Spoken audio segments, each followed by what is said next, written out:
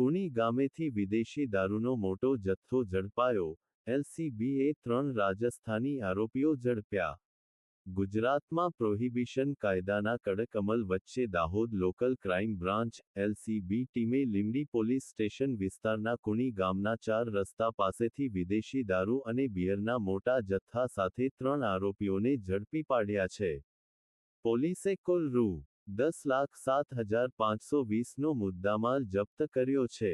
મળતી માહિતી મુજબ તા. 23 મે 2026ના રોજ એલ.સી.બી. દાહોદના પોલીસ કોન્સ્ટેબલ કાળુ રામા તથા સ્ટાફ પેટ્રોલિંગમાં હતા.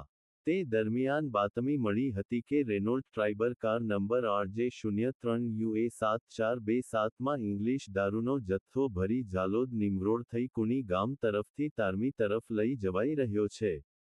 જેના આધારે પોલીસે કુણી ગામના 4 રસ્તા પાસે વોચ ગોઠવી હતી. બાતમીવાળી કાર આવતા પોલીસે તેને ઊભી રાખવાનો ઇશારો કર્યો હતો, પરંતુ કાર ચાલકે ઝડપ વધારી ભાગવાનો પ્રયાસ કર્યો હતો. એલ.સી.બી. ટીમે ફિલ્મી ઢબે કોર્ડન કરી ગાડીને ઝડપી લીધી હતી. તપાસ દરમિયાન કારમાંથી 41 પેટી વિદેશી દારૂ અને બિયર સહિત કુલ 1416 બોટલો મળી આવી હતી.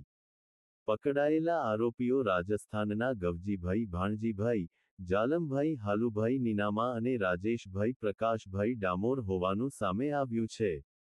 પોલીસે પ્રોહિબિશન એક્ટ હેઠળ ગુનો નોંધી વધુ તપાસ હાથ ધરી છે.